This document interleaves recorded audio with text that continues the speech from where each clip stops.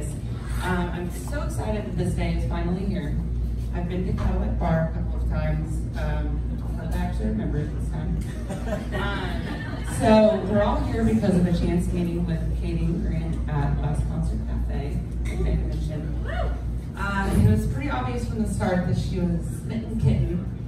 Lucky for her, Grant is a cat person. So I was a little skeptical when I first met him and learned that he was a cat person. Even more skeptical when I learned that he was a Cowboys fan. But I really lost it when I learned he's an Aggie. Yeah, I'm like, okay, what we would tell us you, the last time that the Aggies have won a national championship was the same year that Gone with the Wind won Best Picture.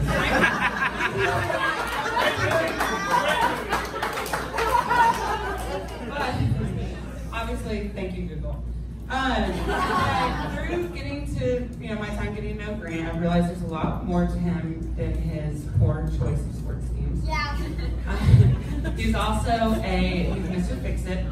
He's the master of illegally streaming shows, and he's an obnoxiously good poker player, although he tries to pretend like he's not.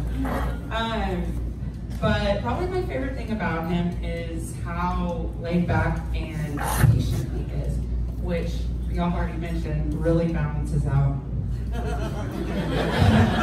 So I'll never forget Hurricane Harvey. We were all staying at my parents' house, and this was the first time that I had learned that Katie's biggest fear is drowning. So being trapped with her during a hurricane was interesting to say the least. But through her fearful tears and rants about how we should have bought a boat, I thought a voice tranquilizer, like there's nothing that could calm her down. But sweet Grant somehow figured out a way to bring her mind at ease. So, and then when it was all over and he didn't leave her, I thought, wow, he's a keeper. We were ready to leave her. So, as a baby, by far, I was ahead of my time. Katie taught me how to play quarters before I could even count. Okay. One of my favorite memories actually was when I was at the rodeo one time when I was underage and overserved. And that's okay. And all my siblings were at the rodeo as well. They were not with me. And we all convened in the family bathroom. And everyone's personalities came out. Ashley was laughing, videoing me. Michael, big dad, yelling, at me, reprimanding me. Katie, there's Katie, sweet Katie, in the corner. And she's crying and bawling. She was so bad because she bought me the booze. Little did she know, I'm like, I'm going to get the booze anyway. So it's just sweet Katie. That's just Katie, always trying to make sure everyone's okay, always feeling bad, always putting the pressure on herself. They're both so kind and loving and giving. I wish that I could give more to them. I'm glad to have them in my life, and right around the corner, I'm sure Grant sometimes is a little annoyed with that. But yeah, I wish I could give more to you guys, but this is all I have for you for now. I love you guys. I wish you the best.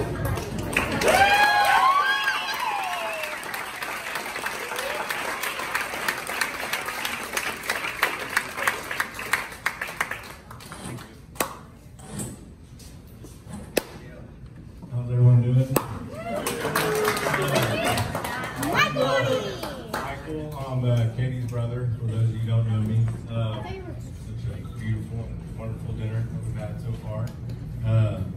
Mike and Terry, I'll thank y'all for tomorrow, which will be awesome. I'll make this quick.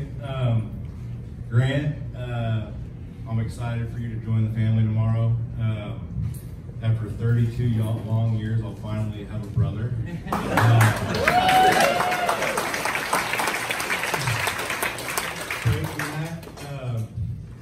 Just so y'all know, Ashley's the oldest, Katie, Matt, then me. So Katie and I were, and then Molly, yeah. So Katie was, kind of like a motherly figure to me. I was. She did what? Oh, okay. I lost my train of thought. Anyway, I love you, Katie. Thank you for your leadership, leading me through, helping me through high school. Anytime that I was awkward, which was all the time. You were there freshman year, walked me across Drake parking lot when I could barely walk. I was so nervous. I'll never forget, we played some rap song. I don't think I can repeat the words. You played it over and over so I could have a cool song in my head. You were always there, always trying to include me. I was, awkward, and you were always there for me, and I appreciate it. And I love you, Grant. Can't wait to have you join the family. Love you guys.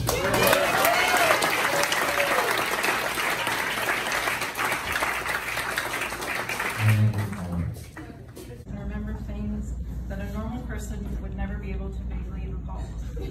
So according to her story, while at recess, I was having some second grade drama with my friend Laura, and I asked Katie to play with me. I then invited her to my super exclusive pottery painting party in the street, and the rest was history. My new BFF was a tall, skinny, scratchy-voiced new kid, slightless. That would say, yes,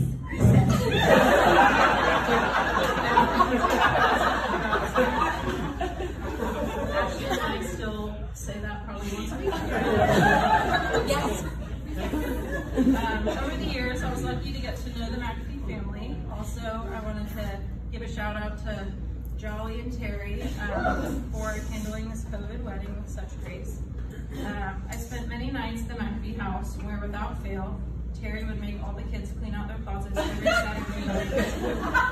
I don't know how they accumulated enough stuff Monday through Friday. In my later years, I would realize that Terry had a slight addiction to Marshalls and costumes. I agree with everything for her daughters. Whenever I asked Katie where she got something, she says, "Oh, my mom brought it home from Costco." They used the McAfees to elegantly wear their Costco leggings and look like movie stars. I digress, back to the sleepovers. On Sunday mornings, Jolly, Mr. McAfee, we called him the Jolly Green Giant. The riddle. They must have been really good pancakes because a Saturday sleepover meant the 9:30 church service in the front row at St. Vincent. My family was more of a come late, leave after communion type in the back row. So my parents were very appreciative to your dedication to bettering my Catholic formative years. Nikki Kruger was also there for many of these sleepovers, so she can attest. Over the years, we were never in the same class after second grade, but maintained an unbreakable bond. I'll spare you all the weird things we did before iPhones, such as memorizing the parents of every kid in our group. So, older sister, but by 16 months, and Ashley. And growing up, we were always hooked at the hip, and we've always been each other's best friend. Well, I think, yeah, we were best friends, but I think a lot of people consider Katie to be their best friend. She's always had a million friends, real and imaginary. At any given time, when we were growing up until like today, you can walk into a room and she's talking to them, or if it was the one that I couldn't see, then it was like Safina or Muffin. Her doll, she'd have like 19 dolls lined up. They were like ratty hair and a raspy voice, just like talking like being their mom. You know, where my mom's top with shoulder pads, on earrings, and I'm like, oh, you're with them. Okay, talking to the friend, and she's the kind of person who doesn't matter where she is. Mommy, oh my God, guys, she's so good. I'm gonna what she's doing, where she is, what she has going on, she kind of pretty little job. Everything if you need her. And there was 1,000 of these times, but there's one time she was in Charlotte and I was in New Orleans. And I called her and I was not in the best mood. And she literally got off the phone, booked a flight, and she came and stayed for like 2 weeks. Like 2 weeks. I don't know how that's allowed. I think you already quit your job. I don't know. She basically moved into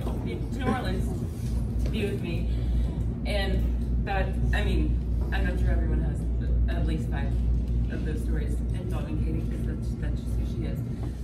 She has made like a million amazing qualities, but if we're being honest, driving or operating a motor vehicle is not one of them. And it's cool. It's cool. We accept it. We love her. But it is kind of funny just because my kids are kind of known for like being somewhat aggressive drivers, some maybe angry drivers, and just good. Well, but except for Katie, or confident drivers, except for Katie. My dad taught Michael, Molly and I to drive maybe when we were like 10. Like starting when we were 10, but I think Katie was like talking to friends or something. She really partake because she never got that confidence or just really never mastered that skill of the skill of driving or the confidence. And I think she was like 26 or 27 where she felt comfortable enough to make a left turn. And I love her so much. I'm not a good driver. So in comes Grant. Grant comes along and we're like, yes. He loves cars. He loves to drive. Oh, also, Katie and I shared a car in high school, in college, and it was just, and we went everywhere together. But it's just a known fact. If we're leaving the house to go somewhere, she's marked, she knows, like, she's walking that happy bottom to the passenger seat, like, and I'm driving. I don't like it. Yeah, so the passenger seat is where she shines, it's where she belongs, it's where, that's her, that's just, so, yes. Grant comes along, we're like, that's what he says. Perfect. He loves to drive, and he loves cars. She can be a passenger for the rest of her life, you know, she's happy, we're happy, roads are safe again. It's a win-win. And then a little side note about cars, but you may or may not know this about Katie and Grant's relationship. Our boy Grant has, I'm going to say it, 2 hot little side pieces. Side pieces. Got Marty the Supra and Loretta, the 1903 Mazda.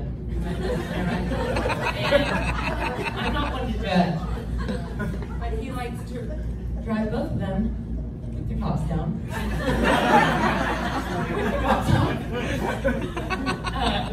And any given Saturday, you go to their house and he's in the garage working on the girl, well, I guess my mother lives with y'all. They actually have like a really nice little love, I guess it'd be not triangle, square. Then comes Katie, Grant, Katie, Marty, Loretta, it works. Any given Saturday, I take this little, have fun with this girl. And Katie accepts it, embraces it, you know, we know, everyone knows about Marty and Loretta, okay? It's like this woman. Yes, and it does come in handy. You can fix anything, but cars especially, and he's just the type of person, like if a car part isn't working, he's in the garage, he won't stop until it's done. He'll order like that. He loves my sister. Almost touches his cars. And that no matter how foul smoke from the pipes or except whatever it is it might be sometimes, that he's willing to give it his all. He's in it for the long haul, and he's never going to give up.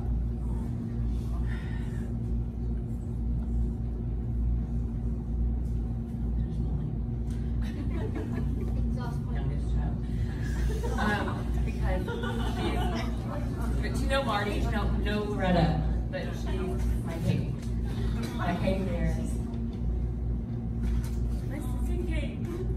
And she's precious.